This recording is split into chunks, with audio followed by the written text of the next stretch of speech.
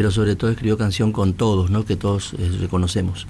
Bueno, como dijimos todos desde ayer hasta hoy, el tema es la muerte del Papa Francisco, y hubo actos en todas partes, hay conmoción por esto todavía, hay mucha tristeza, ¿no?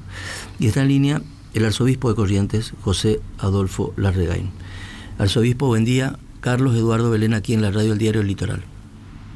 Buen día, Carlos Eduardo Belén, un gusto saludarlos. Igualmente, arzobispo. ¿Qué nos deja Francisco? Bueno, Francisco nos deja un gran testimonio de su vida, de muchas maneras. Primero, siendo Jorge Mario Bergoglio, ¿no? Ese hombre de la Compañía de Jesús, jesuita, que tiene todo un caminar y una gran trayectoria dentro de la Compañía de Jesús, luego que es llamado al episcopado, primero como obispo auxiliar, luego ser titular de Buenos Aires. Bueno, cuando ya se estaba por jubilar y pensaba que iba a Roma al consistorio y volvía, cuando dijo hasta la vuelta, bueno, después pasa a ser Francisco. Es un testimonio de entrega, de generosidad, de confianza en Dios, un hombre de profunda fe y de mucho compromiso. Se destaca mucho en lo que leemos, en lo que vemos, incluso ayer veía algunos registros audiovisuales de películas, lo representaban a él como un hombre con mucha cohesión y coherencia desde el inicio, ¿no? Mantuvo su manera de pensar desde el primer momento hasta su final. Sí, un hombre fiel a sus ideas y a los acentos que él quiso destacar en su vida como hombre religioso, como consagrado, y que siendo después Francisco lo acentuó mucho más. Padre, usted también tiene... no le contaron, digamos, porque viene de lugares donde la pobreza está ahí nomás. Y Francisco, una de las cosas que hizo fue poner en el centro de la escena y de la agenda vaticana, digamos, que bueno, es una agenda que tenía otro tipo de oropeles, puso en el centro del debate este punto, que es un punto fundante de su pastoreo, y que a nosotros, digamos, nos interpela permanentemente por nuestros niveles de pobreza, ¿no? ¿Estamos en condiciones de sostener ese legado? ¿Usted qué cree, monseñor? Yo creo que sí, porque lo que hay que tener es un corazón grande. El ejemplo que él tomó fue San Francisco de Asís. El encuentro con el leproso de San Francisco es algo muy fuerte. Francisco no repartía nada ni daba nada, pero sin embargo el encuentro con una persona sufriente le transforma y le cambia el corazón desde la cercanía, desde el estar, desde el acompañar, desde el escuchar. Es decir, mucho se puede hacer por el que sufre, y eso es un gran legado que es de Jesús en primer lugar, porque Jesús es el que lo hizo. Y todos los que queremos identificarnos con el seguimiento de Jesús, estamos invitados también a realizar lo mismo, a hacer lo mismo, a hacer ese camino. Ahora, padre, ¿cómo sigue para la Iglesia de Corrientes? ¿Desde qué distancia van a seguir todo este proceso, ¿no? Hasta la sucesión. ¿Cómo es el asunto? Anoche usted presidió una misa en memoria de Francisco. ¿Cómo sigue esa agenda? Porque imagino que toda esta situación, como pasó en el mundo entero, también trastoca un poco los planes que había para todos estos días, ¿no? Y a veces por ahí puede modificar alguna celebración, alguna programación que se tenía para estar en sintonía con la Santa Sede, pero en general la vida ordinaria y cotidiana sigue con la misma agenda. En la Santa Sede cambia porque tienen que celebrar precisamente el consistorio, tienen que elegir, entonces hay un plazo, hay una fecha, y tengo entendido, por ejemplo, que había un jubileo que está previsto que quizás lo tengan que suspender porque justo coincide con el funeral, bueno, una serie de cosas. Pero es una agenda muy específica y muy propia de la Santa Sede. Después, en las diócesis en general, seguimos con el ritmo habitual, con la diferencia, bueno, que acompañaremos con la oración y algún día, bueno, tendremos alguna celebración especial. pienso cuando se elige al nuevo Papa, por ejemplo, una misa de acción de gracias, pero digamos la agenda continúa. Estamos viendo, mientras estamos conversando con usted, Monseñor, fotos suyas en Roma. ¿Cuándo fue la última vez que usted estuvo ahí? Fue la única vez que yo estuve. A ver. Yo nunca quise viajar. Viajé porque tenía que ir a hacer el curso como obispo y fue la única vez que estuve hasta ahora. Fue en el 2023, si mal no recuerdo, en septiembre. Que hicimos el curso para obispos luego de un tiempo de pandemia. Se hizo en 2 tandas y participamos muchos obispos. Yo estuve en la primera tanda. ¿Y la última vez que usted conversó con el Papa? Fue un saludo. Yo no lo conocí al Papa Francisco, a Bergoglio, no lo conocí. No tuve trato con él. Simplemente algún saludo así protocolar. Y después la designación suya fue por escrito, ¿no? No superó un minuto, Y la designación suya ya fue después por bula papal, digamos, por escrito. Exacto, porque así es el protocolo que se establece. La bula es una carta, en realidad eso significa, ¿no? Nada más que el término latino es como que le da una jerarquía y todo un protocolo que la distingue, pero en realidad es una carta, ¿no? Una carta que envía el Papa por medio también de un cardenal, donde se designa el servicio a prestar, sea obispo titular, obispo auxiliar, obispo coadjutor o arzobispo coadjutor, como fue en mi caso. Claro. Padre, veíamos en los comentarios que hacía la gente un poco la lectura de la calle, ¿no? De cómo impacta esta noticia. Lo que decían era que la figura de Francisco, sobre todo la forma de hacer iglesia, acercó un poco a la gente que por ahí estaba descreída de la religión o de la institución como tal. ¿Usted tiene la misma lectura? Sí, hay mucha gente que con el Papa Francisco se acercó, porque además la Iglesia comenzó un proceso y un camino también de puertas abiertas, una iglesia en salida. Eran estas expresiones que fueron tan geniales del Papa Francisco, que más allá del gesto puntual, está indicando algo que es mucho más fuerte y que es llegar a las realidades de la gente y a lo que vive la gente en las condiciones que se encuentra.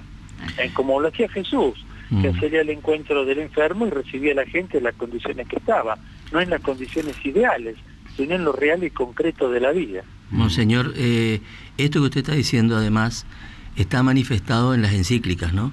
Las encíclicas lo que hacen es poner en palabras escritas y dejar para siempre la mirada sobre algunos temas, ¿no? Que no solamente son del presente, sino obviamente tienen una mirada a futuro. Hay varias, y tratan de diversos temas, ¿no? Pero hablan de la fe, de la luz de la fe. El otro es del muy, muy famoso, el Laudato Si, que habla del cuidado del medio ambiente, pone el acento en un tema muy importante. El otro aborda sobre la fraternidad y la amistad social. Y el último es que habla sobre el amor humano y divino, ¿no? De Jesús. El tema de cuál de estas le sirve a usted de inspiración para su tarea de todos los días. Bueno, todas tienen sus acentos particulares y específicos, pero Evangelii Gaudium para mí es la puerta que abre a las demás. Evangelii Gaudium es la primera y es como si fuese el programa o la ruta que él marca.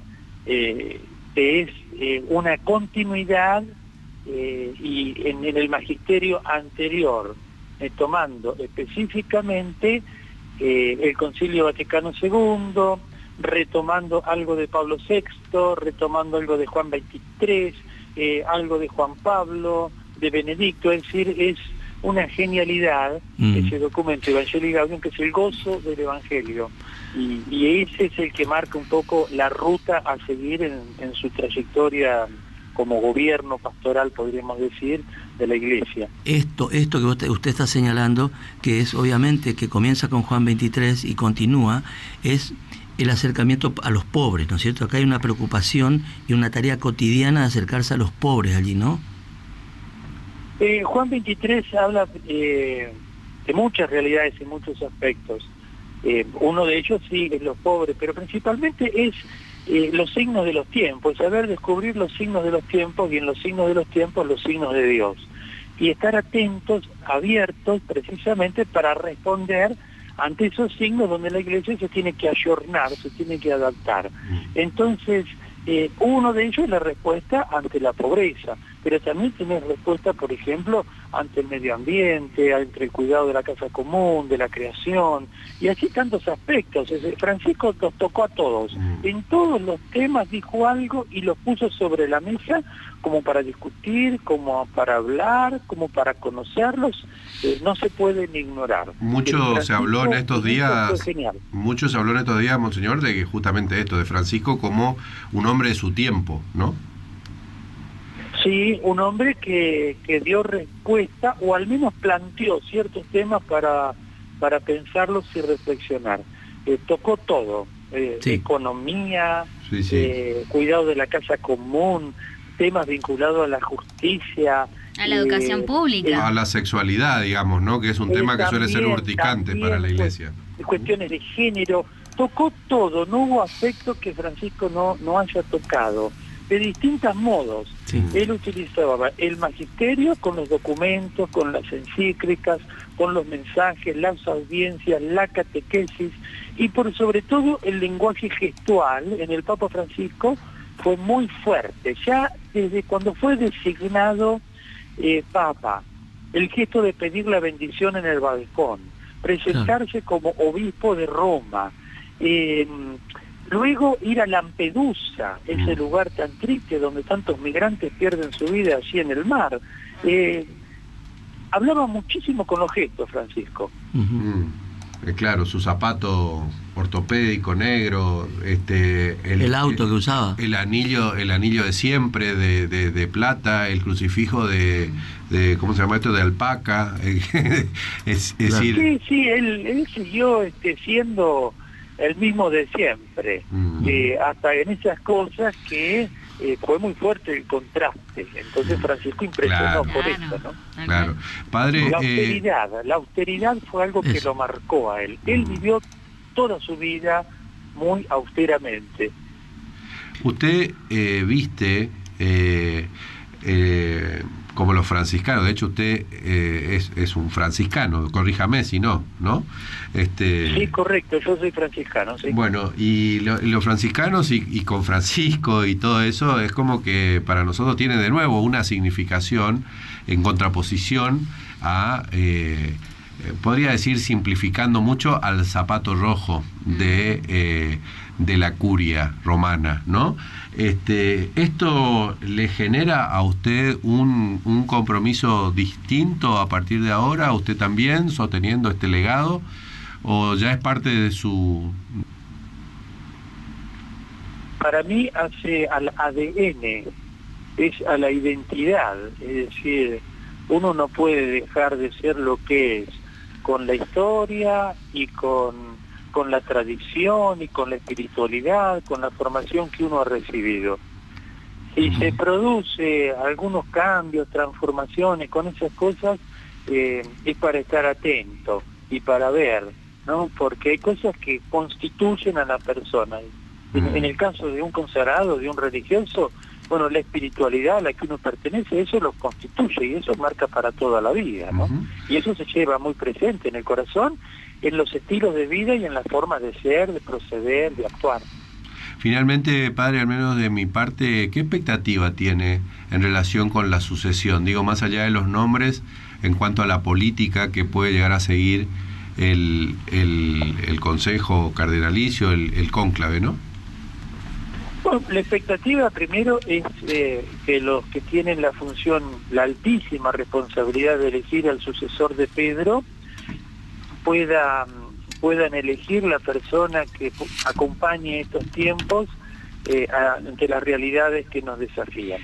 En segundo lugar, la expectativa que tengo es poder seguir la continuidad que marca el Papa Francisco. Deja una vara muy alta, que no es fácil para el sucesor, y más allá de los acentos personales y de lo propio que pueda tener quien sea elegido, no es fácil responder ante tantas problemáticas que tenemos, pero el Papa Francisco deja un camino también marcado justamente en un año donde el jubileo de la esperanza va a acompañar todo este año, y bueno, ya hay una agenda muy importante hasta enero del año próximo que marca el jubileo, y quien venga tiene que seguir dando continuidad, es decir, la continuidad en la discontinuidad es algo muy importante, ¿no?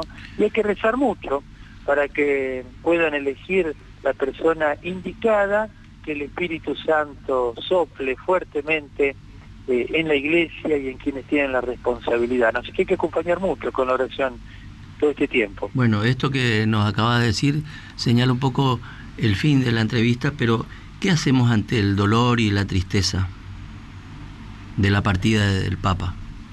¿Qué le decimos a nuestros? Siempre las partidas son tristes, son dolorosas, pero nos sostienen la esperanza. El creyente sabe que la muerte no tiene la última palabra, el que tiene la definitiva es el Señor. Francisco hasta en este último momento nos habló con su ejemplo y con su vida.